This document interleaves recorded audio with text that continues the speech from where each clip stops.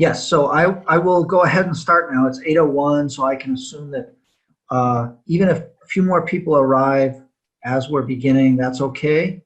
Yeah. But since I want to reward those who have arrived on time, thank you very much. Thank you very much for coming and participating. My name is Dan Fry. I'm a professor of mechanical engineering at MIT, and I'm the co-PI of the Center of Excellence for Energy, which is funded by USAID. So I want to thank the Center of Excellence for organizing and USAID for supporting. And I want to thank you all for signing in to participate. I'm going to share my screen now. I have some slides prepared. And so I'm going to use the Zoom capacity now to share my screen. You'll see some slides, I think. Okay, so you can see what my slides say? Yes, Good. yes. You can all hear me okay? And many of you have been experimenting with the chat.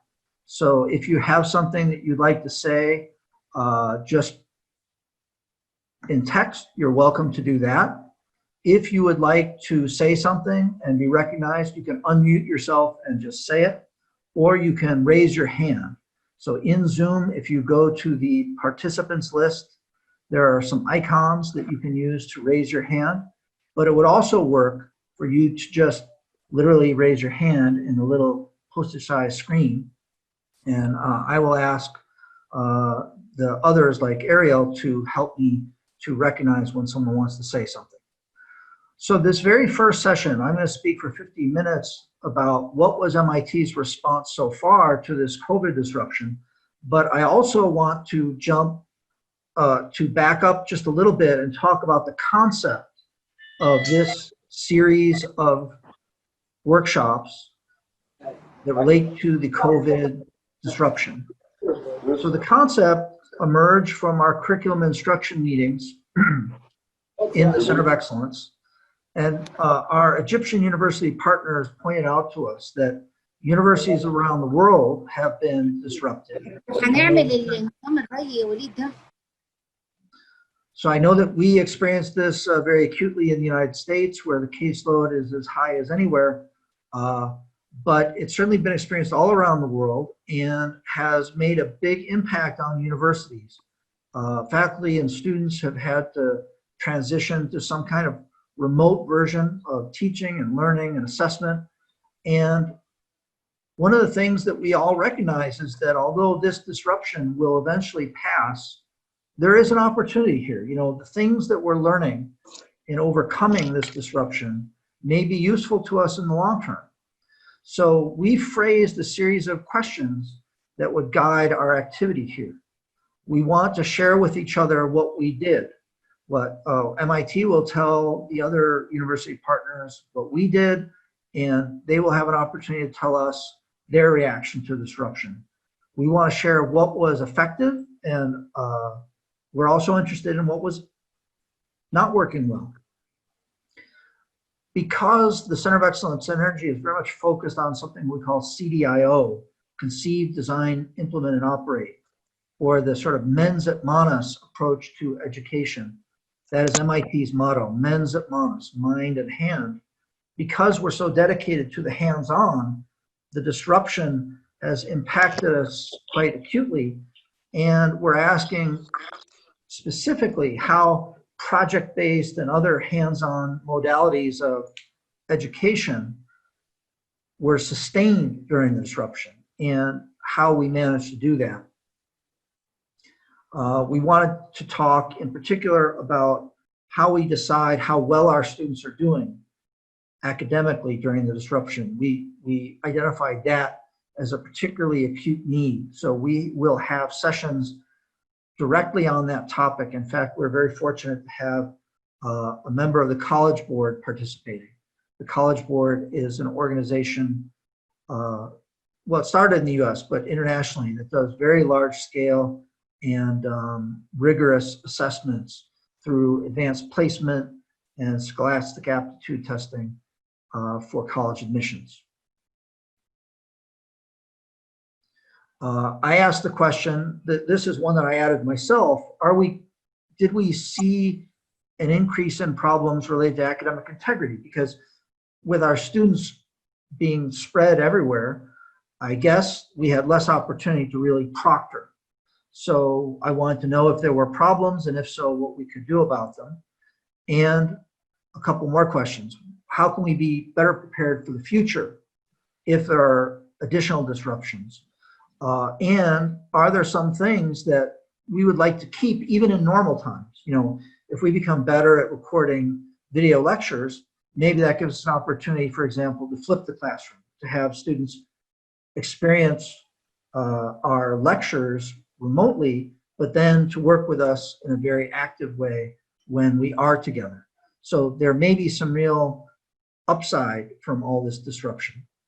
Now I'll switch over to a PDF that should have been shared with all of you or is available to all of you. This describes the whole session, and I won't go through all the details, but we're in the first session now. What was MIT's response so far? Later today, we'll have Libby Shu from the MIT D Lab to talk about what's coming in the fall, or the different options that may be coming in the fall. And you'll see here that we have 8 different sessions talking about a range of topics: reopening research, how students have experienced the disruption, how to run assessments remotely, how to do experiments remotely, how to do experiments when you're remote, but the experiment is on campus, how to deal with issues of academic regulation, and what the research practices tell us about what to keep and how to overcome such disruptions. So that's just a very quick overview of what we expect coming forward over the next 8 weeks. Now, are there any questions that you'd like me to address before I get into the next topic?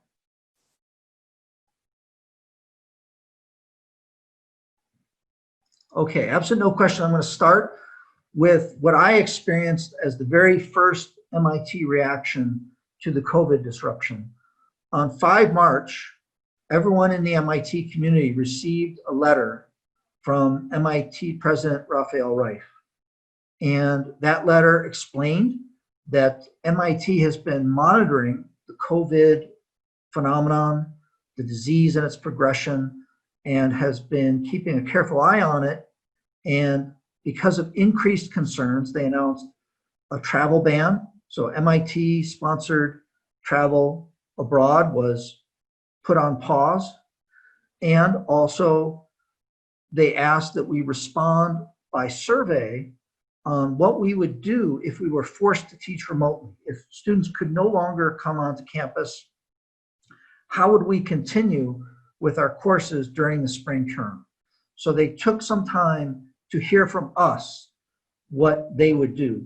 And my understanding is that they were concerned that if it was necessary to turn students away from campus, that some large fraction of courses would simply be canceled and students would no longer earn credit for learning their topics like thermodynamics or differential equations.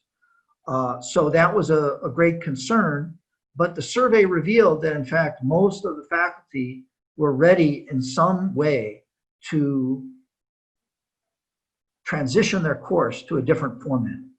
So the very next response was an additional communication from the very top of MIT. By 10 March, just 5 days later, they had gathered some survey results, and the overall communication is at this URL that's on the slide, and those slides will be available to you so you can go look at them. But the key points were all classes were going to be canceled for week March 16 through 20. Now, that was just a week away at that time, right? So they were telling us that within a week, we were going to lose 5 days of classes. That from that point, online instruction would pick up. So students would be asked to leave campus a week early. Spring break was normally scheduled for the following week, but students were asked to leave campus even earlier. And that was in order to protect them and to protect everyone in the community from spread, just to de-densify the campus, but also to give us all a chance to make this transition. By canceling a week of class, we bought ourselves a week of preparation for what would come later. So we were to teach for the rest of the week in the normal way for the most part, but subsequent to that, we would take 2 weeks, the new week that had been canceled and the spring break week, and use it to get ready for the new domain of remote instruction, with the students staying home after spring break. So that was the next big reaction. We sent all the students home. And this was quite an evolution, I have to say. Students leaving a week earlier, it meant that we were bringing in helpers and getting the staff to help with packing up students' dorm rooms and helping them reschedule their flights. And very quickly and efficiently, we were able to move most students off campus, with some small fraction petitioning to stay for various reasons. Now, the very next reaction that came was a third communication 5 days later.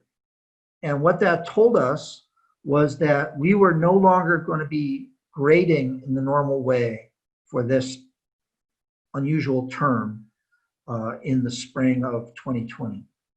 We were told that the grades that we would be issuing are, as it says in the middle of the slide, PE, which means passing under the emergency condition. NE, which is, well, it's close, you know, we often talk about pass-fail grading. Well, NE is essentially failing, but there would be no record. N means no record, E means emergency, and it means that if a student failed under this very unusual condition, we didn't want it to be carried forward on their record. We were just going to expunge it.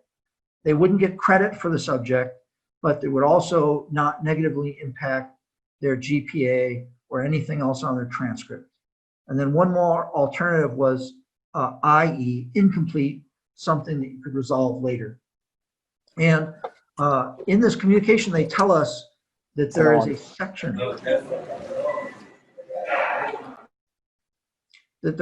a section of MIT rules and regulations of the faculty which allowed the chair of the faculty to implement this alternate grading, which already existed. The idea of PENEIE had been written into MIT's rules and regulations 50 years earlier for a different disruption, a civil disorder event that occurred during the Vietnam War.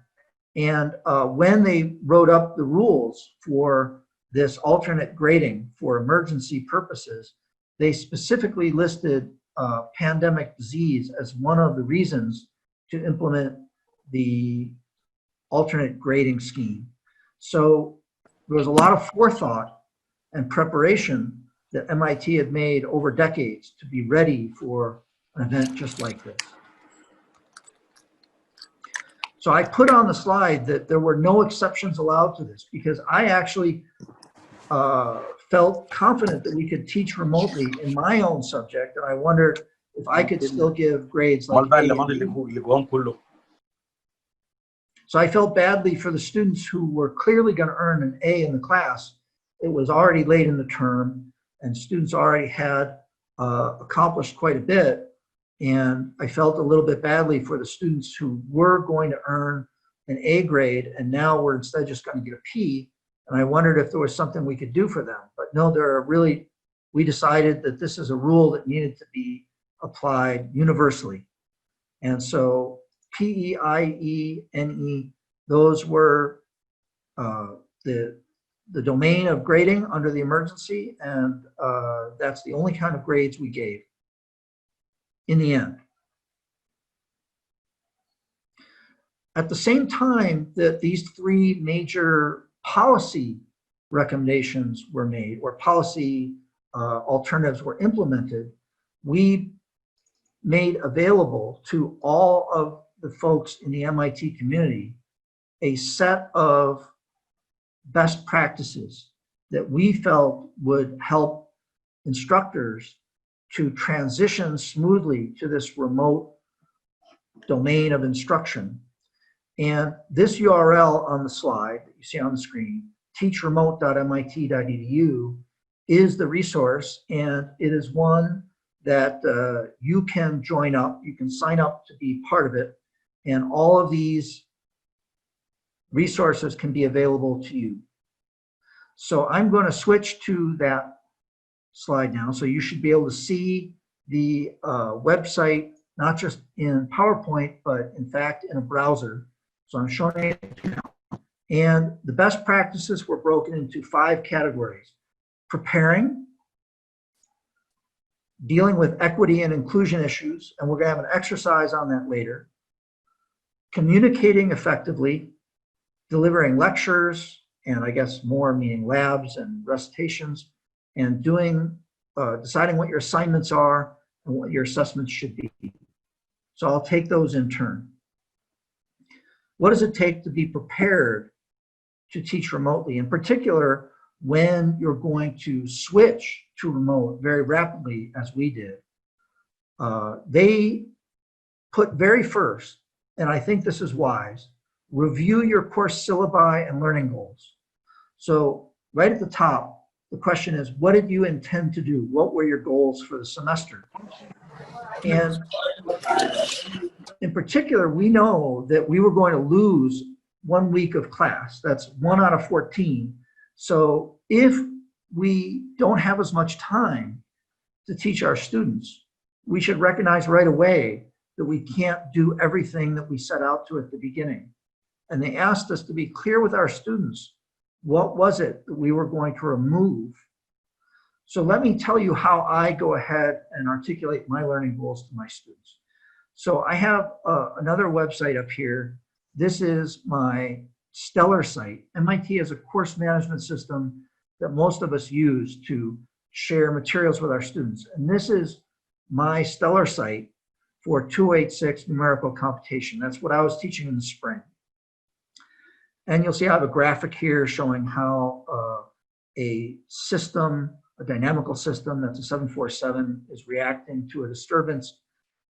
That's one of the main topics of the course.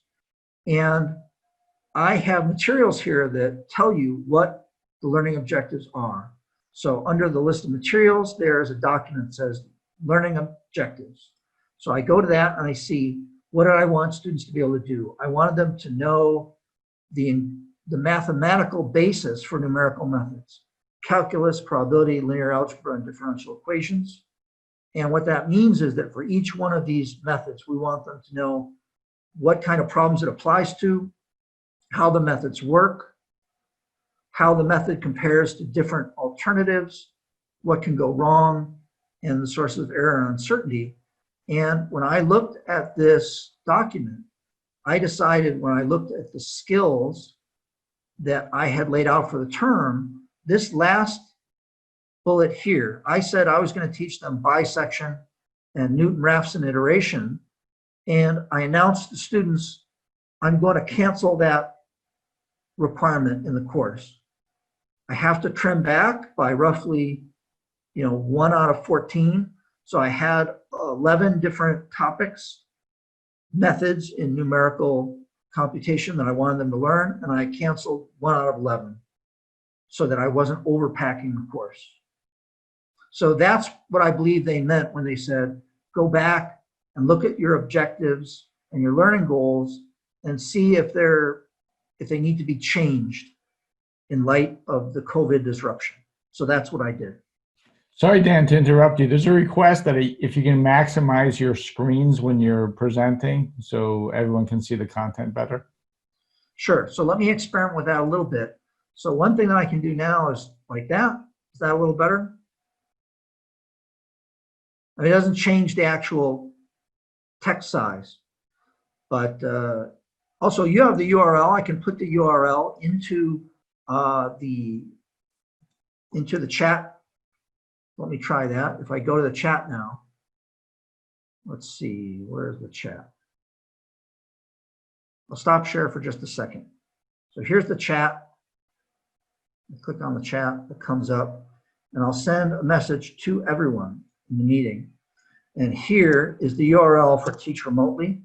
So there it is for you. And if you're finding it hard to follow me on the screen, you can open up the browser and go to this very same content. So I'll go back to share screen now.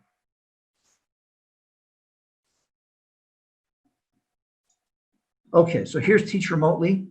Another thing that they point to us is you may need to get equipment in order to be ready. So it takes you through some options for equipment and software. And so for my own reaction, the biggest issue was to ensure that I had a good quality microphone. Because what I've learned is that when you digitize your content or when you make instructional videos, in many cases, people don't mind too much if graphically things are a little bit rough. But if the sound quality is poor, then often people have a hard time really absorbing the material. So for me, the loaner equipment was two things: a good microphone and a piece of software called Camtasia. So I will not make this maximum anymore, because what I want to show you is a piece of software that I use.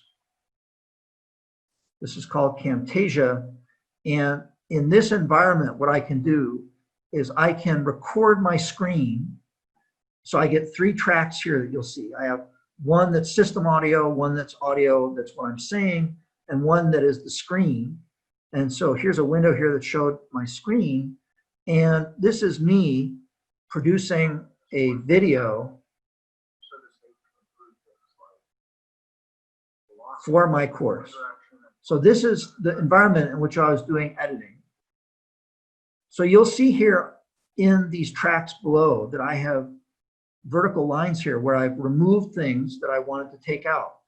And I found it actually quite useful that when I was recording my videos for the course, if I didn't like the way I said something, I would say it a second time, and I would delete the one that I liked less.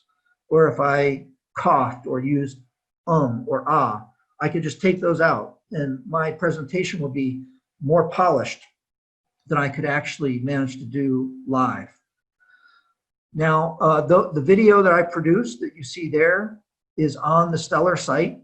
So I have my Stellar site here, and you'll see the URL. I'll put that URL in the chat as well. This Stellar site, under materials, the second block of files is the lecture videos. So if you want to see an example of lecture videos, at least as I implemented them in a very simple way, just by taking materials, putting them into PowerPoint, putting them into MATLAB, and seeking to teach my subject matter. So I'm going to increase the volume here. Ordinary differential equations, and I'm going to introduce the concepts to you and introduce 2 Euler methods that are the most basic techniques for numerically solving differential equations that we have available, but they're actually very useful. And on this first slide is some output we're going to generate today of a sphere, actually a basketball, falling through the air and reaching its terminal velocity. So I just take people through a set of slides, and what I want to show you is that beyond that, okay, so I'm going to kill that because I anticipated that might happen. In Camtasia, I can show you that at certain points I'm in PowerPoint, but at a later part here, you can see that I'm in MATLAB, and I'm writing code and explaining to students what this new function dudt is meant to do. It tells you the rate of change of the state of the basketball that's falling through the air. And so I found it necessary, in order to convey the material, to both show students equations and text in a PowerPoint format, but also to show them live my programming a computer, my getting outputs from a computer, getting graphs from a computer. And therefore, this tool called Camtasia was the most useful for me, so that I could show students what's on the screen and explain it across many different applications, not just PowerPoint, but as a minimum PowerPoint and also MATLAB. Okay, so I'm going to go back to Teach Remote best practices. So we said that we wanted to promote equity and inclusion. There's going to be an exercise on that later. Then there's also a section on communicating effectively. And one of the things that I really thought was valuable on the Teach Remote site is they gave you a paragraph which just simply expressed to students that we understand that they're going through a disruption and that their life might be in some ways in turmoil, and that we were there to be helpful to them, to help them learn. And MIT encouraged us to send either that statement or a similar statement to all of our students, which I think was very constructive, because you realize that some students, when we sent them off campus, went back to their homes and they had everything they needed there in their homes, support from their parents and a good Wi-Fi connection and all the food they needed to eat and safety. Other students were sent back to maybe a place that is considerably less safe than MIT. They might have been sent to a place where they were living very densely. I don't know what their family situations were. In some cases, they didn't feel safe. And we just need to understand that our students under this disruption needed us to recognize that they were in a variety of different contexts and that we need to be ready to be responsive to that context. So there were communications I made to the students through Stellar to tell them what was coming and to offer our support, and also communications we made to our advisees to let them know what was coming. So I'll give you a quick look at what I communicated to students through Stellar, and you can look at this in detail when you want to. So I had put that in the Firefox browser here. I'll go back to stellar.mit.edu, make a new tab.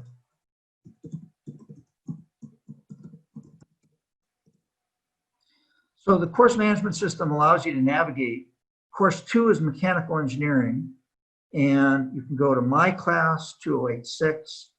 I have put the settings on 2086 so that anyone with an internet connection can see everything that we've put up here.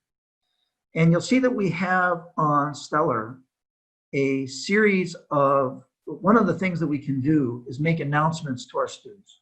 And you'll see the announcements in sequence over time that we made, you know, that we were going to have a final project poster presentation, and some of the older ones you can see under View Archived Announcements. So now I can go back to older announcements, and there was a really critical one that I sent early on, and here I say I had to write a long email to my students making adjustments to finish up 286, and I say, dear 286 students, I know that you've probably read the email from Rife saying that you're going to be sent off campus. I tried to say the things that they recommended that we say to them, that you're facing disruptions, that the teaching team is committed to doing our best to serve your needs. That was an important message that they need to hear. And then I needed to get into the details. Okay, so all future homework deadlines are shifted by one increment. So I canceled one homework and I shifted all the other ones to a little bit later.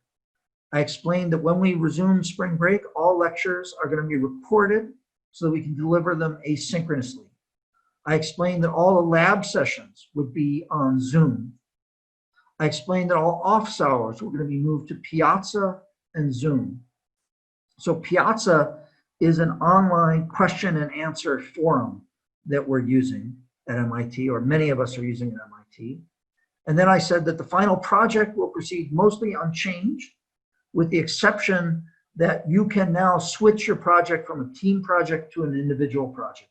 So those students who really couldn't coordinate well with other students because they were maybe 10 time zones away, at this stage, we felt it was most fair to allow them to do an individual project instead of a team project.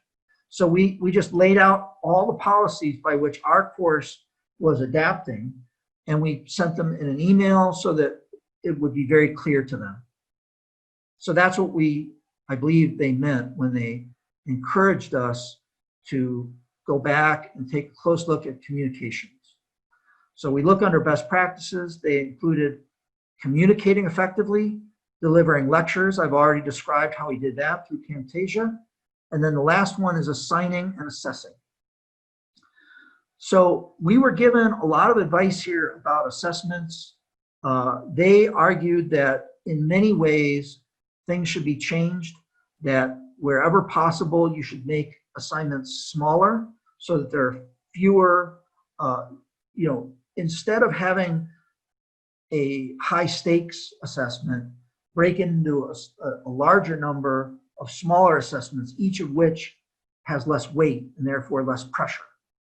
Now, in my course, we decided not to do that because we felt that we could implement the assessment adequately online, and minimize the number of changes would be actually less stressful for students. So we stick to the original plan as close as we could.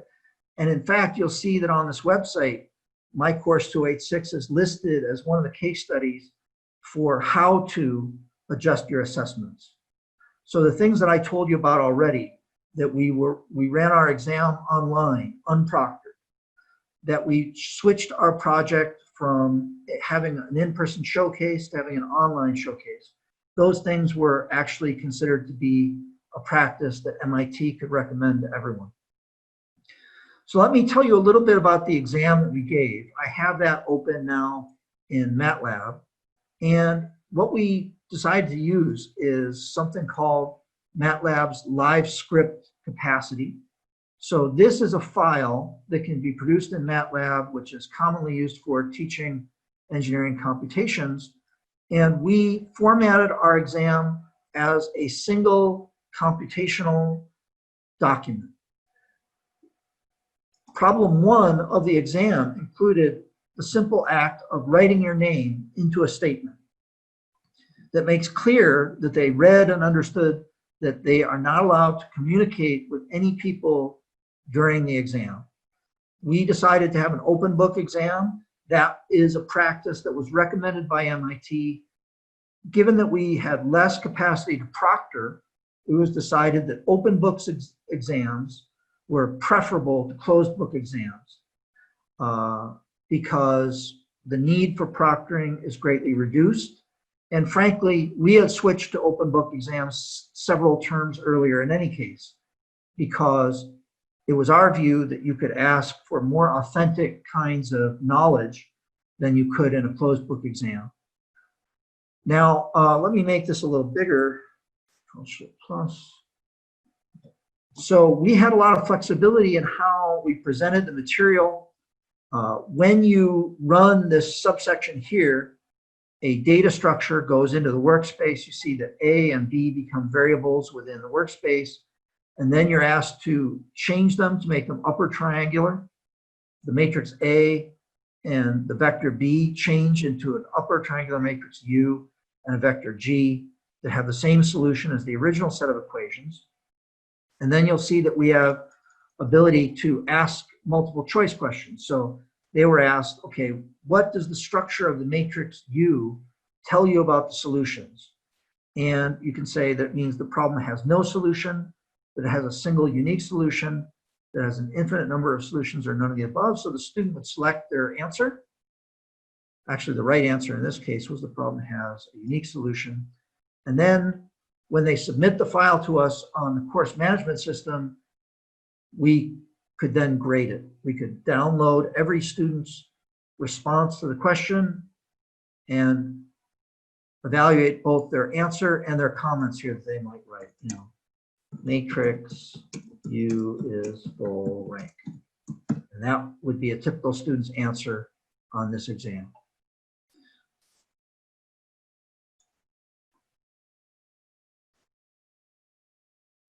Okay, so I think now I'm coming close to the point where I want to go ahead and ask you to do something.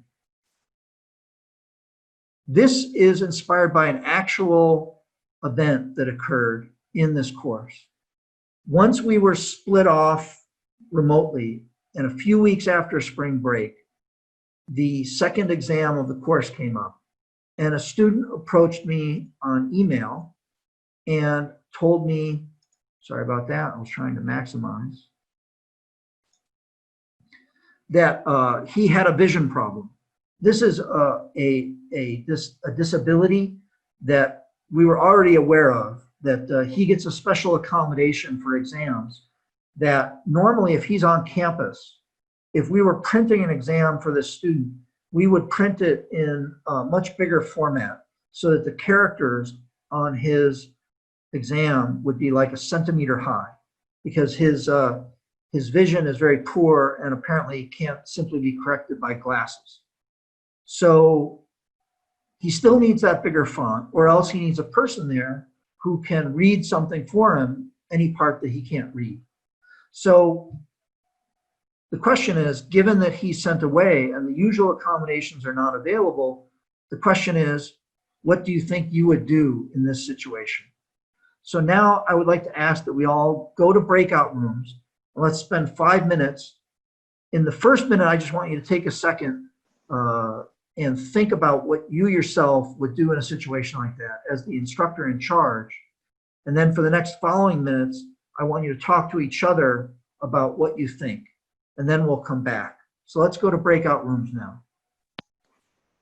Great, I will sort you into breakout rooms and bring you back in about 5 minutes.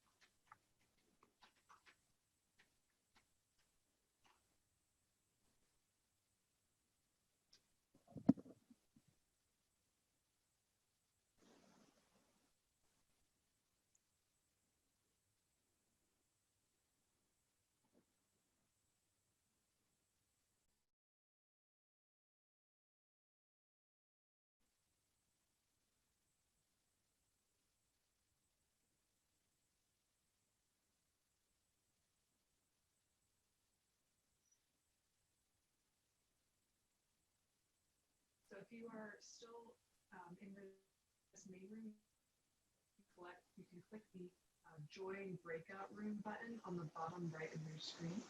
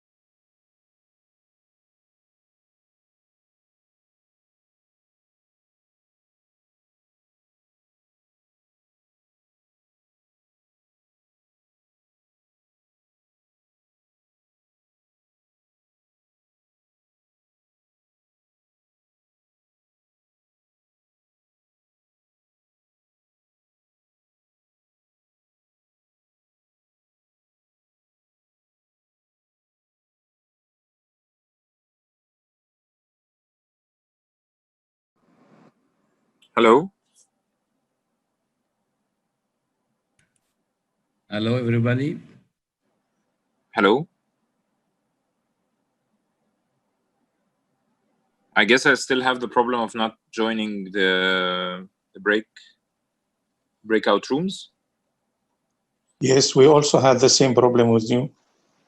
This is Ariel speaking, and the breakout rooms will be coming back at this point, and we will be using this feature again. So hopefully it will prompt you on your screen, and you can click the button that says Enter Breakout Room, usually at the bottom right. We'll talk about that again once we use them with our next session. I actually joined one via my laptop, but I'm actually joining from the 2 different devices for capturing the audio. Safari web browser is actually not supporting the join audio feature in Zoom. So that's why I'm joining from my mobile for the audio, and then the screen for the Safari for the screen, better visuals and so on. So not sure. I mean, I tried from Google Chrome, but it asks me for a password. So do we have a password for the meeting so that I can join from one device? Yes, I can send that password to you. Oh, yeah, thanks. Okay, welcome back, everyone. So we're down to just a few minutes left in this first phase, and then I'm going to be handing it over to Libby Shu. But one more slide I wanted to share with you after this issue of accommodating student with vision problems.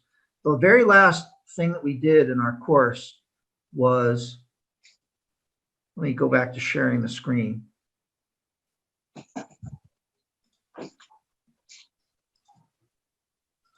So the very last thing we did is we completed our student projects.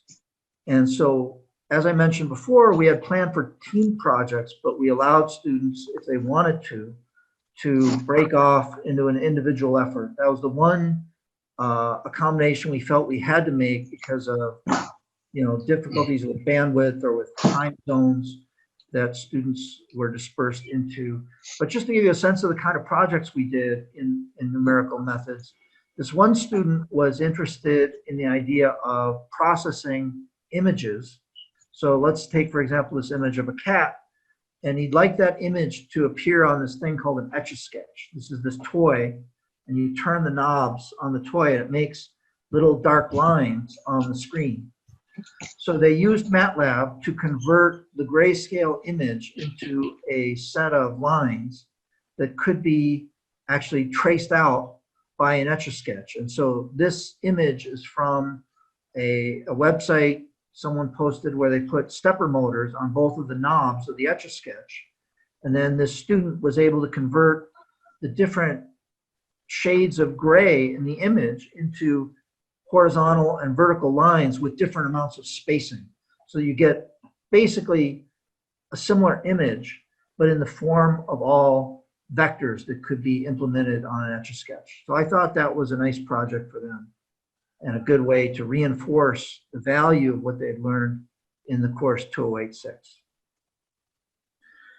Okay, so according to my time now, what it says on my watch, we should transition now from what was my perspective on what happened last spring to Libby Shu's perspective on what's coming in the fall and what are the options and how we might handle those options, particularly in DLab. So I'm going to stop sharing my screen and instead introduce to you our academic director in DLab, Libby Shu. Welcome. Thank you for doing this, Libby. Thank you very much for inviting me. Hi, everyone. My name is Libby. I lead the academic program for a small lab at MIT, which is called DLab, which you may not have heard of. So I'm going to begin by telling you a little bit about what we do. Our academics are focused on design in many different disciplines of engineering. But we bring a special flavor to that by focusing on what we call design for a more equitable world. And we think about how to make design more effective for contexts around the world, including in places where people are living in extreme poverty.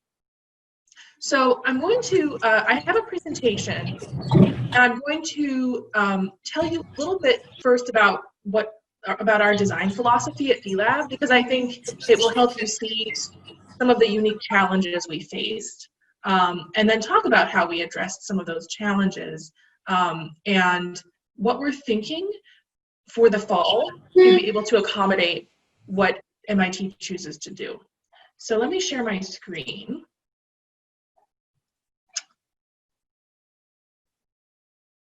Okay, can everybody see? Great. So, MIT D-Lab is a program of about 30 people who do research, teach classes, and do work in the field, who actually go to over 25 countries around the world to apply design principles to problems that are affecting people who are living in poverty. This is our mission statement. Yes? A fellow named Ibrahim has raised his hand. I wonder Oh, if okay. I can take a question. Oh, yes, please. Go ahead. You want to unmute Ibrahim? Can you unmute so we can hear your question? Hi, everybody. Hi. Hear me? Yes. I hope all okay. I hope all okay. My question is about the distance exam. The exam is actually open source, not open book. And the record, student record, of course, not credible. Yeah, so the exam was open. The exam, this distance exam, not open book only, but open source. It was open everything, So, yes. yeah. Open source regard to student, his friends, his family, and so on. So the record of this exams is not credible records. Is it okay? Well, you know, the students were not allowed to get help from anyone. They could get information from anywhere, but they could not get help from anyone. So it was their individual effort with access to everything that is available on the internet. And well, you know, I would say that much of engineering work is done under a similar condition. You have access to all kinds of information, and you have time constraints. And so I think those conditions are actually quite similar to the conditions under which authentic engineering is done. Okay. Great. So at D-Lab, okay, thank you. No problem. At D-Lab, we are working to develop collaborative approaches and solutions to global poverty challenges, and we do that through the framework of design. I'm just going to leave my PowerPoint minimized so that you can see the whole screen and not have it blocked by other things in Zoom. We have been here for 18 years, and we have created 24 different classes at MIT and had over 2,000 students take our classes, as well as participate in our research and innovation programs that we run outside of our classes. And like I said, we work in over 25 different countries. My name is Libby, as I said, and I manage those classes at D-Lab, and I teach several classes myself. So not only did I help all of our instructors figure out how to teach online, but I also was challenged to teach my own class online this past spring. I've trained in civil engineering, and I work on many aspects of civil engineering at D-Lab in my classes, but I also have acquired more of a focus on design in general. I also coordinate all of our travel at D-Lab because a very important part of our mission is to actually send students to these countries and to have them work on design with people who are experiencing poverty. And now we can't do that because of the pandemic. So I'm going to talk a little bit about how we are thinking about that problem. Before I talk about our responses to the pandemic, I just want to share our design philosophy. At D-Lab, we teach our students 3 different types of design and how and when to apply those types of design in the context of global poverty. The first is what we call human-centered design or user-centered design. you might have heard these terms before. It's the idea that people who are trained as experts in design consult the ultimate users of that design very heavily as they design something. The second definition is what we call co-creation or participation. And this is a little bit different from human-centered design. You may or may not have heard of it, but it's the idea that design experts and users come together to design together. So people who don't have training in design are still seen as valued members of the design team. And the experts might share some of their knowledge and their tools and skills with the users so they can better participate in the process of designing something that they will want to use and that will be effective for them. And this is called co-creation. The third type of design that we teach is what we call creative capacity building. And you'll notice I've used different colors for the people when I talk about these different design mechanisms, because with creative capacity building, this philosophy basically says that everyone is a designer and that users can be empowered to create their own designs and do their own design work without necessarily relegating it to experts. Another way to think about this is what we call the prepositions of development. Human-centered design is design for users by others. Co-creation is design with users together. And creative capacity building is designed by users, where we've removed the lines between who is a designer and who is a user, and simply said that human beings are designers who can design solutions to their problems. Now, all three of these types of design are important, and they all have their uses. There are many scenarios where it's important for people who are trained in various aspects of design to create a safe, functional, effective design for users. For example, if you need a new heart valve, it's not very useful for you to design your own heart valve. We have a system built around the design of medical devices, such as heart valves, by people who have received a lot of training. But in the context of global poverty, we think it's very important to consider all three of these design philosophies, and that it's appropriate in many cases for users to participate more in the design process than they often do in many contexts. And so we teach our students all three of these design methodologies and teach our students how they can take their design training at MIT and teach it to others and engage others by designing with them and teaching them to design their own solutions. So I hope everyone's with me so far. That's just a very fast introduction to what we do at D-Lab and what we teach our students. At D-Lab,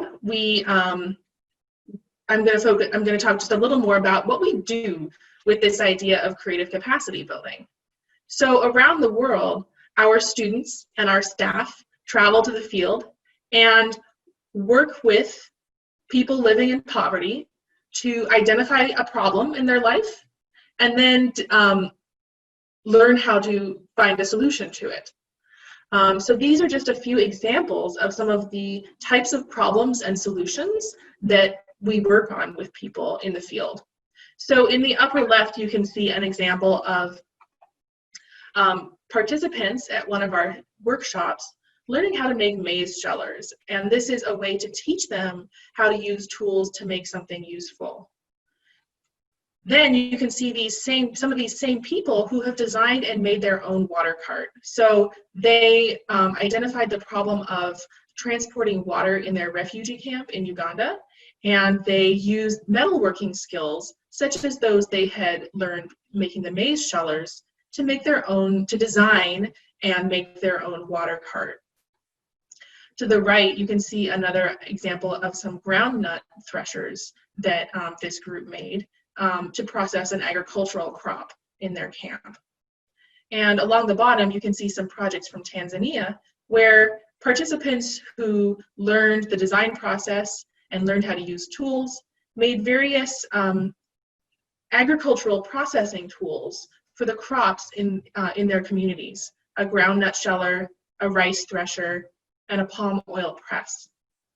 So these are the types of projects that our students actually get involved in as well. And they work side by side with the users to create these effective projects. This is a picture of some of our students who have made a motorcycle ambulance. So this is a project called OKOA, where the students identified a problem in rural sub-Saharan Africa that it's very difficult to have ambulances. There are not many ambulances in some of these communities, and the roads are not good enough for an ambulance to drive over. So instead, they designed a stretcher that could be attached to the back of a motorcycle and provide ambulance access for people who live in more remote areas. And they work together with users in the field to design an appropriate ambulance stretcher.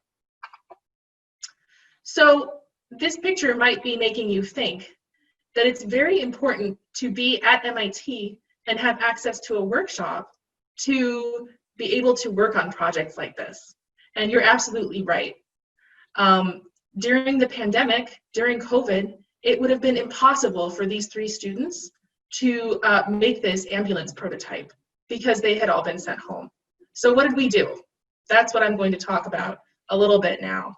And these are just a few pictures of other students working together with people in the field that in a way that has become impossible right now. And remember, if you have any questions at all, just ask. So here's what we did. In spring 2020, you can see on the left, the classes that we offered at D-Lab that we had to offer remotely for the second half of the term because, as you probably heard Dan say, everyone was sent home in March, halfway through this term. These classes focus on a variety of topics and sectors related to this idea of design for the developing world. You can see some of them are about education, about the environment, about energy or water, and humanitarian innovation. So all of these classes were applying the design process to these different topics according to the philosophies I explained before. And we learned a lot from having to do these classes remotely and are making plans to do that better in the fall. And I will explain to you a few different lessons that we've learned and ideas that we're thinking about for the fall. It's still unclear what MIT will ask us to do this fall. MIT is considering several different scenarios for us to teach the classes you see on the right. These are the classes we plan to offer. Again, they're classes related to renewable energy, related to schools and supply chains, and manufacturing. What we know is that we will not have all of our students back all at once in the fall. There are 2 broad scenarios being considered. One is that everyone is fully remote. Excuse me. One is that everyone is fully remote, that no student is allowed to come to campus, and that we have to continue running our classes remotely. The other scenario involves what we're calling different hybrids. Situations where some students may be allowed to come back to campus, or some classes may be allowed to meet on campus while others have to be remote. And if this were to happen, it would mean that we would be allowed to have some of our students work on projects that involve design and fabrication, which would be great. From our perspective, it would be better if students were allowed to come to campus some of the time, engaging in social distancing. So we could still use our workshop with all of the tools we have available to work on these projects, but students would have to stay farther apart from each other. There could be fewer students in the workshop at a time. And we would have to think very carefully about how to be safe if we aren't allowed to work closely together all the time. So it's become clear that some classes at MIT will be taught remotely no matter what. But some classes, including classes like ours that are more hands-on, might be allowed to have limited interaction on campus so that we can work on these projects and teach students how to actually do things like make motorcycle ambulances and learn to weld or learn how to use different tools to work on other projects. So I'm going to talk a little bit about hands-on experiential learning, because that is what we call the work we do at D-Lab. It's experiential learning, because we want students to experience all of these things that you see in these pictures, and figure out how students can understand the problems that people living in poverty face, learn how to design effective solutions, and then actually practice designing those solutions. All of those things become much, much harder when we're remote. So here's a photo of my virtual classroom this past spring. You can see me here. And this was the classroom that we had for the class I was teaching about design. All of these students have been working on prototypes when they were sent home. They had been working in our workshop, and suddenly they were not able to complete their projects and had to figure out alternatives. So by learning how to find alternatives, we prepared a lot of plans to do it better in the fall. So actually, I'm going to do this again. A few thoughts about how to keep your students engaged in Zoom. These students were very disappointed. They came to my class excited to design and make something, right? And now they can't. So let's not pretend that everything's fine. Let's respond to the students who are feeling such disappointment that they can't go to our workshop after class and work on their project. So one of the ways that we think it's very important to keep students engaged is to just make your lectures shorter. Spend less time talking to them and more time helping them engage in interactive activities on Zoom with each other. They don't want to hear me. They don't want to see my face here for 2 hours talking to them about design. They want to be engaged in some kind of activity that helps them feel like they are learning design and engaging in design. I think it's also very important to make the classroom more democratic. And this sounds funny. I mean, the classroom is not usually as democratic. There's a teacher and there are students, right? But I think it's important to ask the students and get their input on how they want this situation to be run. I don't have to make all the rules here because our faces are all the same size on the side of the screen now.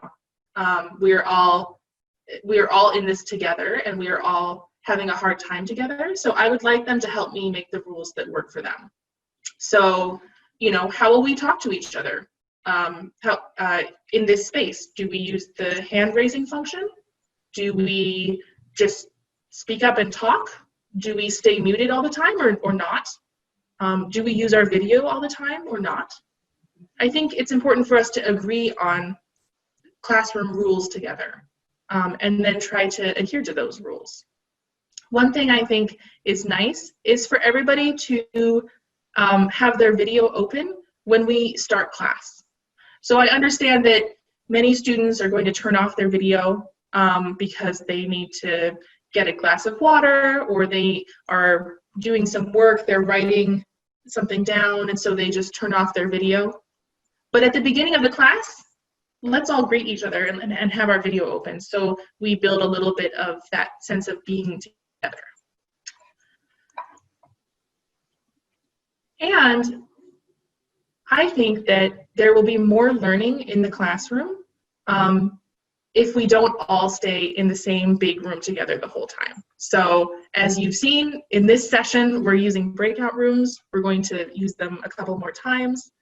And it's much, much easier for people to feel comfortable talking and asking questions in a smaller group on Zoom. Often, you know, I can have a conversation with my class in the real classroom, And it's a lively discussion, lots of questions, lots of talking. The same question I ask in Zoom, there's silence.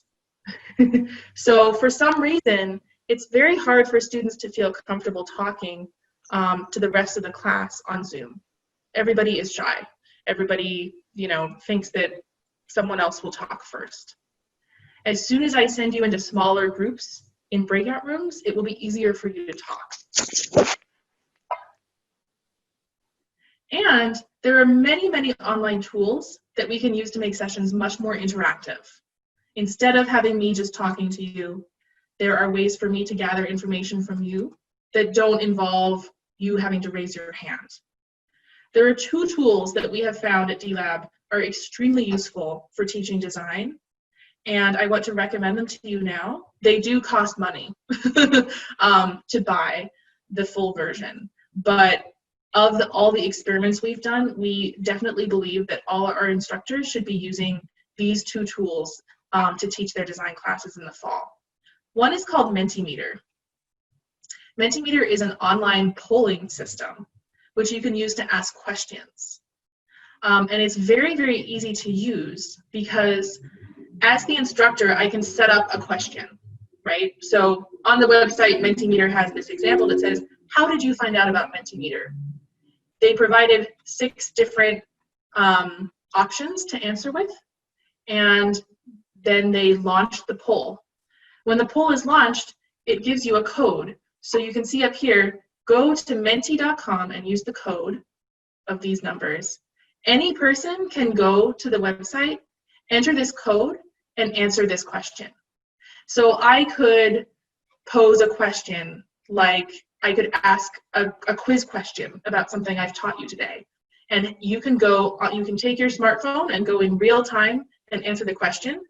And within 2 minutes, I can see the answers and know whether students understand what I've been teaching or not. It's very, very easy to use and useful and highly recommended because it's just hard to get feedback from you. As I'm giving you this presentation, I can't even see most of your faces. I don't know how you feel. I don't know if you're listening. I don't know if you understand what I've explained so far because I can't read the room in the same way that I would in a real classroom. The second tool that we recommend is called Mural. And this is a software that allows you to have a virtual whiteboard or a virtual place to engage in the design process. You can see in this picture that this person is using a touch screen to move around virtual Post-it notes. So if you're teaching design, everyone who teaches design knows that that brainstorming with Post-it notes is a crucial part of the process. And this tool allows you to do that together virtually because many people can be using this same interface at the same time. So those two tools are called Mentimeter and Mural, and we will be using them probably across all of our classes this fall. But the really, really hard thing for our classes is engaging project teams. Because all of our students are engaged in the design process, they have to work together as a team to do something. And now that team is far apart. That team may be able to come on campus to attend class, but they may not be allowed to meet as frequently as they would like. MIT is going to have very strict rules about how many people can gather in the same room. They will have rules about visiting each other's dorms to do work together. The era of social distancing will make it harder for teams to do effective work. So we've been thinking about how we can keep teams engaged. The first tool that we're going to be recommending is called stand-ups.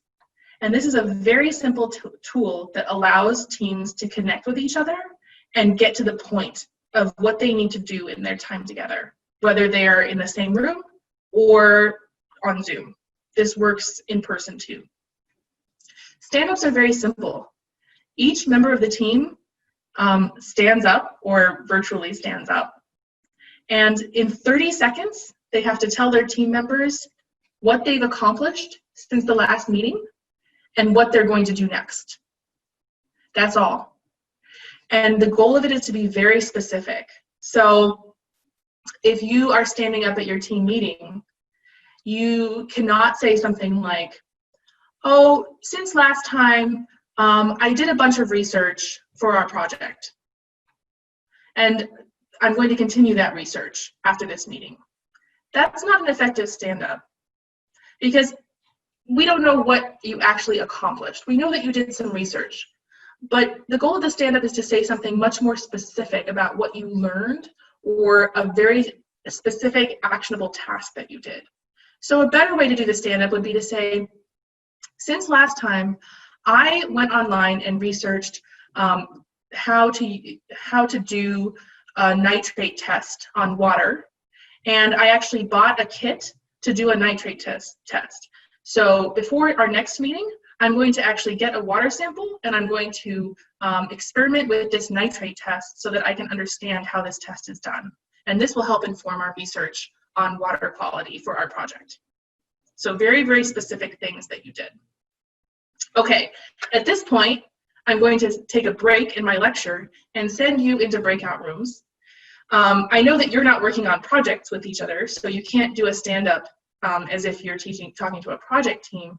But I would like you to practice in just 30 seconds, very concisely telling the other people in your room something that you accomplished today in your work and something that you're going to do before the end of the day after this meeting. Okay, so Ariel's going to send you into breakout rooms, and I want you to each rapidly say to each other something you've accomplished today and something you're going to accomplish after this meeting. Okay.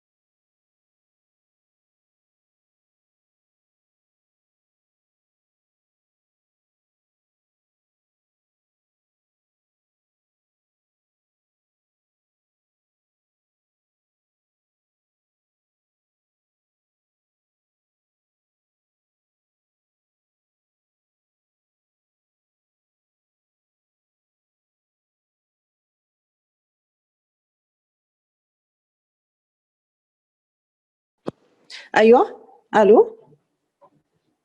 الو. ايوه دكتوره لميس. انا كنت في ما اعرفش رحت فين دلوقتي اتس كده في اوكي، مكان. حضرتك كنتي في البريك اوت روم ورجعتي بريك للمين. اوت. طب ارجع تاني ولا رجعت كده لا خلاص؟ لا اتس فاين اتس فاين you are where you should be. اوكي. فاحنا بنتكلم عن طبعا الاركتكتشر ديبارتمنت كان فعلا بيواجه صعوبه لان لازم يبقى فيه يعني دكتوره لميس. مع الطلبه. دكتوره لميس. يا اعتقد حضرتك فاكره انك لسه في البريك اوت روم بس احنا رجعنا للمين سيشن. طيب اوكي اتس اوكي. ميرسي لحضرتك جدا. اوكي. ميرسي. Muted. I was muted. Okay. Hi, everyone. So as you come back, Yeah. do one or two people want to share how that went for them? What did you think of the stand-up?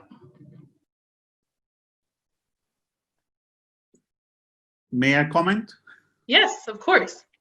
Well, it's a very great idea because that actually makes conversation more specific. Yes. And get people together and share their points of view, and I think it's very beneficial. And students may feel more comfort when they speak to less number of people and discuss issues which they feel is more concise and more related to the topic of whatever design or the subject. Yes, exactly. It also encourages honesty. Because we're trying to think of very specific things we've done, or maybe even that we haven't done. So it's okay to say that you didn't do anything, because sometimes students are too busy. Maybe the student had an exam yesterday, and so they didn't work on this project. They should be honest and say, since last time, I didn't get anything done because I had an exam. But for next time, I'm going to do this, right? When I went to the breakout room, I said, I haven't really accomplished anything today because it's early in Boston and I just woke up. And that's okay. Sure. So honesty is very important because then it will help the team be more accountable to each other. The question now is how we transfer these breakout rooms to the main discussion. Yeah. So something important came up in these breakout rooms in some groups. Yes. Will we come back and then discuss that open to the rest of the groups? That's definitely possible. It's up to you if you think you have the time. Another thing you can say is that the students can send you a note saying that there's something they need to talk about. And if you don't have time right now to talk about it, you can at least know that it needs to be discussed later. Does the instructor sees all of these breakout rooms or only? No. Okay. So as the instructor, I don't know what's happening. I can visit the breakout rooms, but I can only visit one at a time. Okay. Yeah. So it also is building trust that the students will do what they're supposed to do when you send them to the breakout rooms. Okay. All right, I'm going to share my screen again. I did see a question in the chat about our field work, and I will talk about that, so don't worry. There are two other things I want to say about teams. One is about creating what is called a group charter. This is something we do a lot in our teams, both at MIT and in the field when we're working with those teams in the field. A group charter is simply an agreement that the team writes about how they're going to work as a team. So it can be as little as 1 page long, but it answers certain questions like, who is going to take notes? Where are we going to store our notes and our documentation? What are we going to do if there's a conflict? What are we going to do if we don't agree? What time are we going to meet? Where are we going to meet? What are we going to do if someone is late? Answering simple questions like that and saying these are the rules that our team is going to abide by can be very helpful for keeping teams working together effectively in a remote setting. I think teams should also make a team charter when they're meeting in person, but I'm highlighting this as especially important when teams are not necessarily all in the same place. At this point, I will say I have examples of things like the group charter, which Ariel will send to you after the talk, because we have many examples of these things and you're welcome to use them and share them. But thinking about the charter can be very important. Finally, as I said, I don't know what to do in the breakout room, and I don't have to. When I have students working in teams in breakout rooms for a session, I will go around and check on them. I will join each room and say, how are you doing? Can I help you with anything? Tell me what you're working on. But most of the time I leave them alone. I let them go to their breakout rooms and work, knowing that they are doing tasks like stand-ups, knowing that they have a charter that they can refer to run their team, and trusting them, because it's actually very weird to sit in a breakout room and simply silently watch the students work. It's not the same as being in a classroom and wandering around, listening to the students as they work. It's a different dynamic. And so this is an opportunity for me to let them guide their own teamwork instead of looking over their shoulder. And then they can learn to take more initiative and manage their time better. Being conscious of time, I'm going to skip a few things in my talk, but there are a few more things I want to share with you. One is these types of discussion questions for helping students work more effectively as a team. These are hypothetical questions that you can ask the teams to discuss. So an example of a question is the one at the top. Your team is at the end of a problem framing exercise, which is an exercise in the design process. And each of you disagrees with each other about what solution to focus on. What do you do? Or your team is in the middle of building a prototype and 2 of your teammates are missing. They never come to meetings. What are you going to do about this? How do the rules in your team charter help you? If I make the team talk about these questions early on in the process, it can help them figure out what they're going to do when they have conflict. Because we know that resolving conflict is going to be harder when they're working remotely. And so let's ask them to think deliberately about what they're going to do when a hard situation comes up. And again, I have many of these discussion questions I can share with you after the talk. The last thing I want to talk about before I jump to fieldwork is how can we help students understand the context of their design? They are working in a very unique context, designed for the developing world, designed for people living in poverty. And they might be at their homes somewhere in the United States, or they may be very isolated on campus. They're allowed to attend class with this hybrid model, but they're not allowed to live their normal lives. So how can we help them empathize with their user as they design something and understand the user's experience?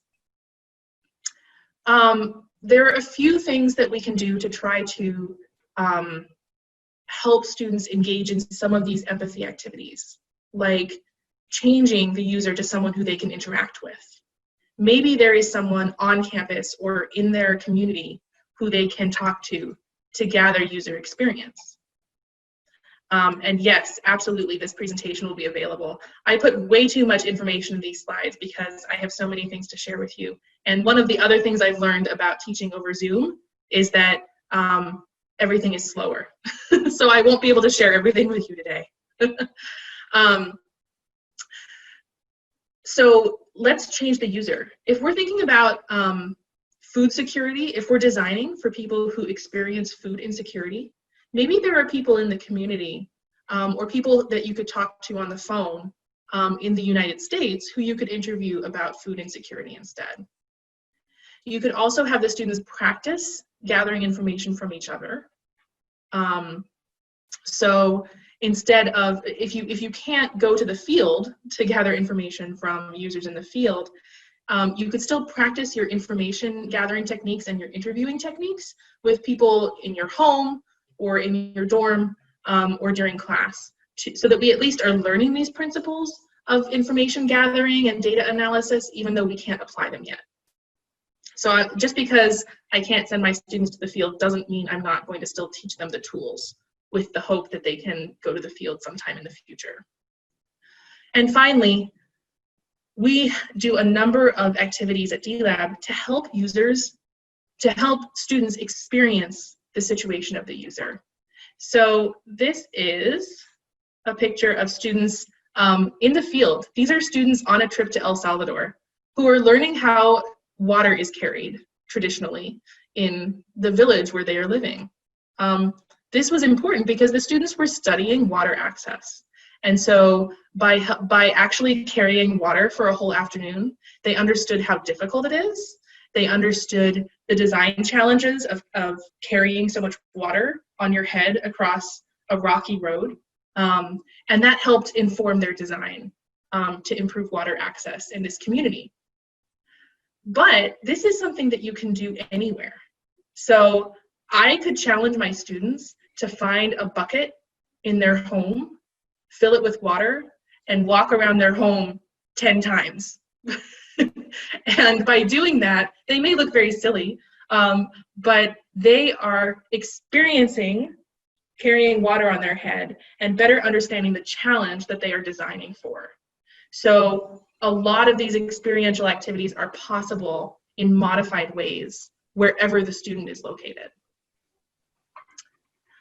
There are role play activities. So games or scenarios that you can do in the classroom to help students think about the user needs. This is an example of a role play that we do at D-Lab to understand the needs of wheelchair users. And this is, I'm showing you the instructions. This is a half-hour activity where students actually play characters. So they might play someone who uses a wheelchair, or they may play the parent of the wheelchair user, or somebody who is funding an NGO for wheelchairs, so that they try to understand each other's interests and needs in the situation as they think about how to more effectively design for people with disabilities. And it's very, very important to have students participate in reading and understanding current events. And this is a great opportunity for students to research the context of their problem and then share their learnings about it with the class. So one example, this is a series of photos from a magazine, which a student found when they were studying food insecurity. And these are 5 photos that show families in different countries with all of the food that they eat in a week. So this is a family in the USA who bought all the food they would eat for a week. And you can see all the different types of food they eat, right? And then this is a family in Italy. This is all the food that they eat in 1 week. And you can see it's very different from the food that the family in the US eats. This is a family with their food in Mongolia. This is a family in Ecuador. And this is a family in Chad. And these are very, very striking photos, right? Because you can see the difference in the food that is available for families of 3 to 6 people to eat for a week. And so by finding these photos and sharing them with the rest of the class, the student, was able to search for relevant information that would help them understand a problem, and also create an empathy activity with the rest of the class. So I encourage you not to be the person who finds these photos, but to challenge your students to find these materials, and then the students can also be participating in the class by sharing what they found. And then now we come to the big question, which is, how can we still work on projects in other countries if we can't go to the field? We are planning not to do any field work in the next year, right? So all of the work that we do with our partners in 25 different countries is on hold. And there are ways to do some of our work with those partners without traveling there. But in some cases, some of our instructors have decided that maybe they're not going to work on projects in other countries.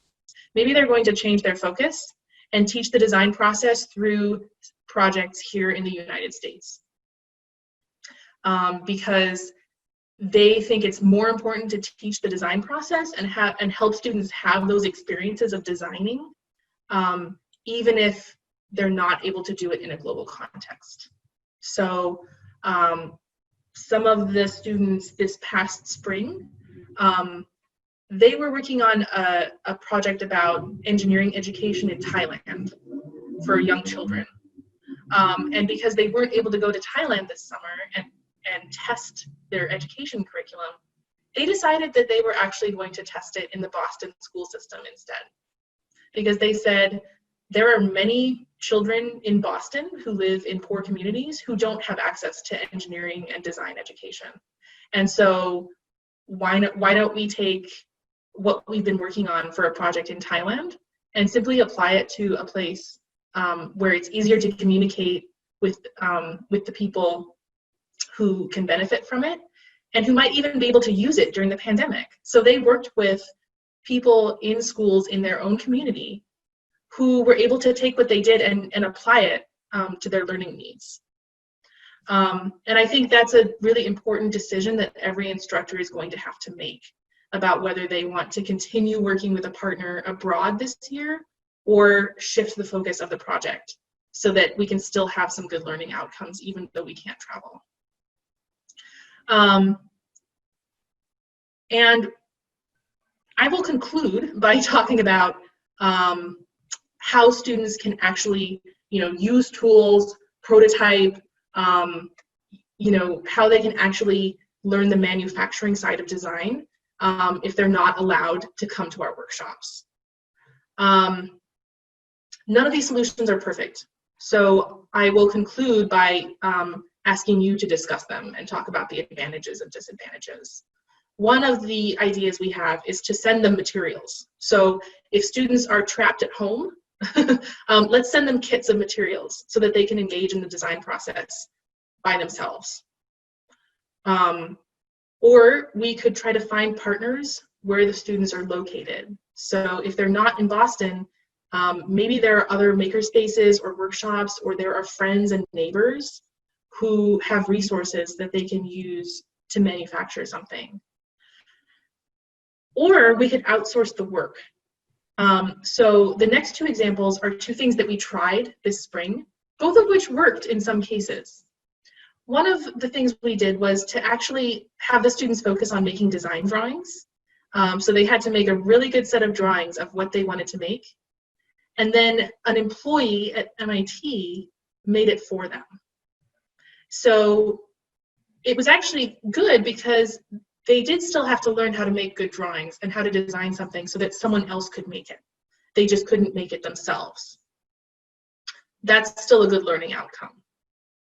The other thing we tried was to actually have the user make what they designed. So we had a project team that was working in Uganda on a project for users in Uganda. And they sent their drawings to one of the partners, and the partner tried making it. So we sent the partner the money for all the materials. They went to their local markets and stores and bought all the materials that the students said they would need, and they tried making it. That was actually a fantastic project because it identified all the issues in the design that the students had made.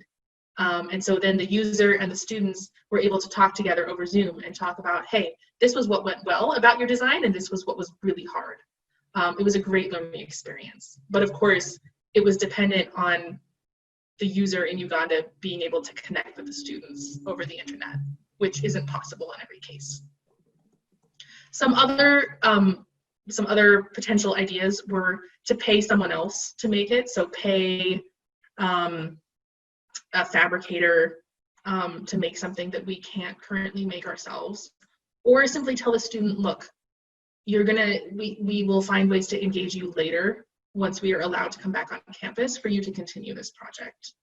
But neither of those options feels as good as some of the other ideas, because either it costs a lot of money, or it's just telling the student, sorry, you can't do this right now. But unfortunately, we do have to tell all our students, you can't travel this year. If you want to travel in the future, we will still be happy to work with you to do that, but right now we simply aren't allowed to send you to the field. So I see a question here. Did you have the option of building on the existing networks you have in some countries? Yes. So we have a network of over 1,000 people who have participated in our workshops around the world, and we are definitely drawing on that network to try to connect people with students to work on their design projects together. And this is useful because we can also see what resources are available in other countries and what resources aren't available. Our students here in the US have a different idea of what materials to use than the materials available in Uganda. And so it helps facilitate that learning about material use. What is the optimum number of students in the class and in the group? So most of our classes are less than 20 students. There are some exceptions, but generally our classes are very small. And that allows the entire class to make use of the workshop resources that we have. And it allows us to have funding for some of those students to travel. At D-Lab, most of our teams tend to be 3 to 5 people. We think that 4 is generally a pretty optimum number for a team. And in the time of social distancing, I would hesitate for it to be more than 4, because the more people you have in that breakout room, the less opportunity there is for everyone's voice to be heard. And I would say that everything we're doing moving forward is going to be smaller. Our classes are going to be smaller. The teams will probably be smaller, because we want to make sure that everybody has a voice and that everybody is able to work effectively in a team remotely. The other constraint we have is that if we're allowed to use our workshop, if we're allowed to have some people on campus, they're all going to have to be 6 feet apart. So we're going to have to reduce the number of people allowed in the workshop at one time. And we probably will need more staff members to have different shifts, so that, because the students can't all be there at the same time, they might have to go in at different times. They might have to go in later at night or earlier in the morning. And there needs to be somebody there working in the shop and making sure that everybody stays safe. So fewer students at a time, more staff, more money to pay the staff. So at this point, Dan, I don't know if you had anything else planned, or if we can just answer questions. Right, so the last 15 minutes are a chance for us to have open discussion, and we can start by seeding some of the questions that came up in the chat and see if there are ones that we feel urgently we would like to address. So one thing came up, a person asked if it might be possible to run a graduation project remotely. And the graduation projects that I've seen, for example, Ain Shams University, are fairly ambitious projects with several team members, and there's a building component, and then there is a demonstration and an assessment of that built piece of equipment. And so maybe that's a good one to discuss. Is it going to be possible if you can't get back on campus? Or will they be able to take up your suggestion and focus on making drawings and send them out to machine shops, locally? It seems to me that students are dissatisfied with the idea of only making drawings, right? They want to see something more than that, whether they get to work on it themselves or whether the partner or somebody else makes something and gives them feedback, right? So if at all possible, the semester should not end with the turning in of drawings. There should be something that happens after that. But it's entirely possible to me. I know that in one of my classes, a student actually built a demonstration of a design in her backyard, and she filmed it live on video. And there was a stream during our final presentations where we could see the demonstration of the prototype and how it worked. And so facilitating those kinds of demonstrations remotely, I think is really important for the students to feel a sense of accomplishment as well as move the project further. I agree. Here's a question. What about experiments at home? So that we definitely have a session on that very specific thing in heat and mass transfer. That's coming up in a future week. Let me double check which week it is. That's Professor Tony Patera is going to speak about experiments at home on Wednesday, July 1.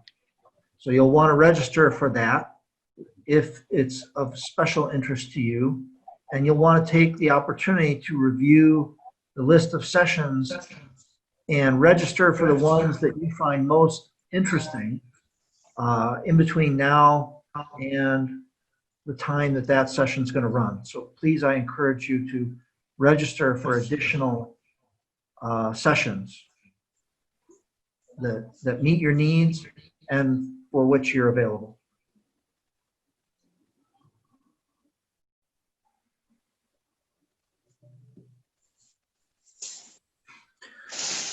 So question. Yes. Go ahead, Dan. So this question from Mohi is, look, maybe there's an upside. Maybe we'll work more in teams from different countries under COVID, because if one person is in Cambridge and one person is in Salem, they're separated anyway. They may as well be in Cambridge and in Nigeria. So maybe we'll work together across wider boundaries because of COVID. That would be a good thing. Yeah. And actually, I think that the COVID crisis, one of the silver linings is that companies and governments are thinking more about internet connectivity. And so it's always been hard for us to connect with some of our partners in some parts of the world, but possibly because of the isolation and the pandemic, there may be better internet infrastructure in some places now that can facilitate better collaboration. And we'll get better at it too, taking ourselves off mute and all those little things. Dan, there was a question about from Sarah about the student who had problems regarding the laptop screen and their vision. How was that actually? Good question. So it turned out it ended up being simple, because what I did is I showed the student how to magnify the text in their own session of MATLAB. So they could make the text larger themselves. And then we followed up and asked whether they needed a bigger screen too. So that student happened to have access to an external monitor, which they could drive with their laptop. And between those two things, it was actually easier to address their vision accommodation remotely than it would have been on campus. So that is one of the things that we got lucky on this one. But it turned out not to be a big problem. We were lucky though, because that student had, was of some means, they could get an external monitor if they needed it. Another student might have been in a real pinch, and I'm not sure how we would have dealt with it.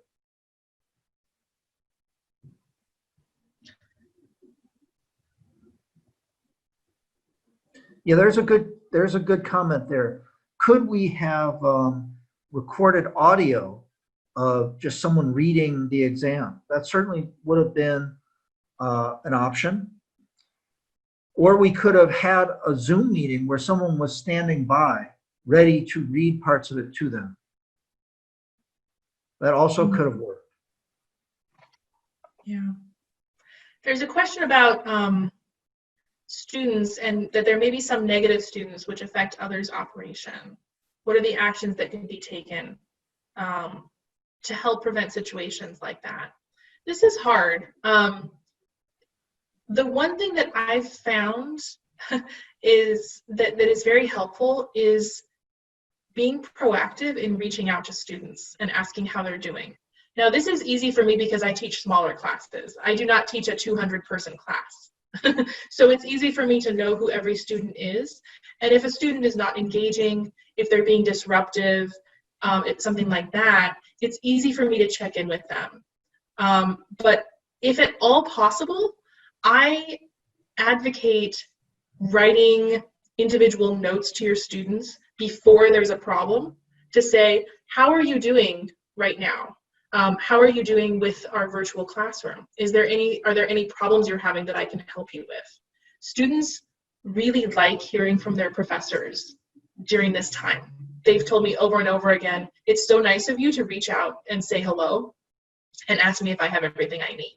And by showing them that you're paying attention, it might be able to help prevent some negative consequences if students aren't feeling engaged or they aren't, for some reason, they're just not interacting with the virtual environment well. So the burden is a little bit on the professor to be paying attention to students who might be having problems and giving them a chance to tell you what they need. That's my experience. Dan, I don't know if you have other thoughts.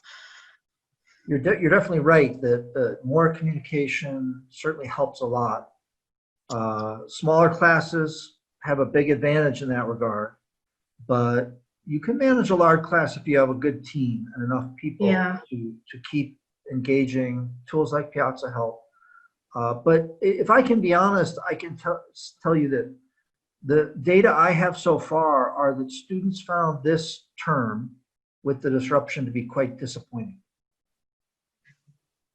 We really tried very hard to soldier through it as best we could. But the truth is that compared to what we normally provide at MIT, which is a residential experience, a very hands-on experience, this was a big letdown. And we are all reminded of how lucky we are to be able to get and to deliver education in a residential setting. We value that even more. Yeah. Mohammed was asking about having students in different time zones. We found that students had to adjust their schedules to be engaged. So I had a student who was in Singapore, which is exactly 12 hours different from Boston, and he slept during the day and attended his classes at night.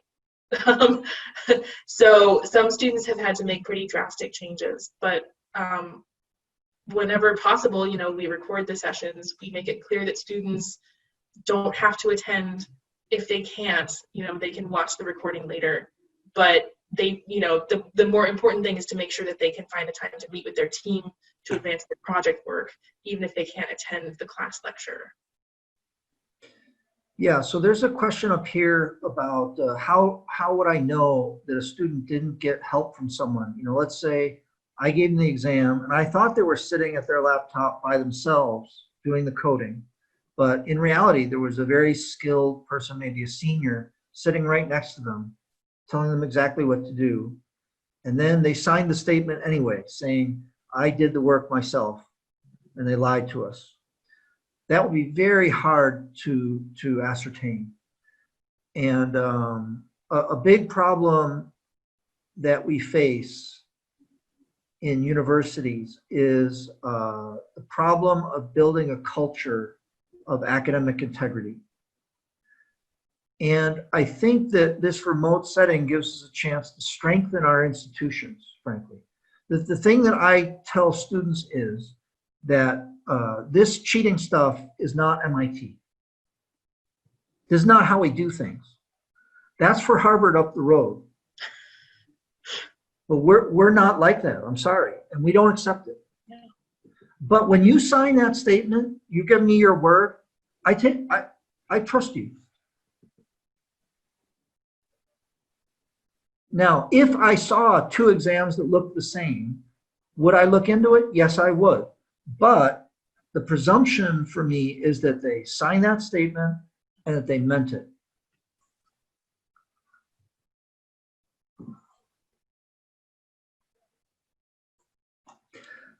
So we're down to just a few minutes left. Okay, we can keep touching on some of these. Is there a disadvantage of e-learning? I think there certainly are. In fact, I think in many ways we can say there are more disadvantages than advantages. I would much prefer to be in the room with the students. And one of the things that I can say about it is that the truth is that at MIT, if we just brought the students to campus and left them to work on things on their own, and we didn't have faculty at all, they would still learn a tremendous amount.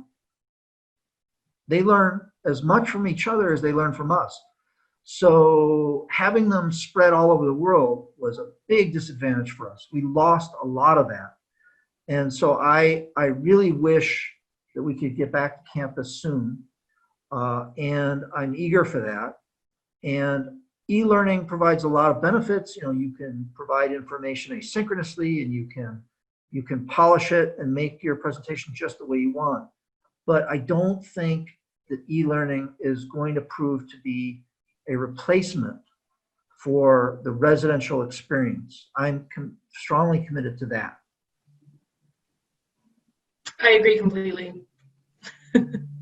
So on this question about online exams, we're actually going to be bringing in a speaker who has real expertise with scaling up online exams, because the College Board was forced to give advanced placement examinations nationally in a remote format. A huge undertaking, and they are really the experts in that at this stage. So we'll be able to address that in the session we're having with Kathy Brigham in just a couple of weeks down the road. So I think that now we're actually fully out of time. I want to thank you for your participation, which was very valuable.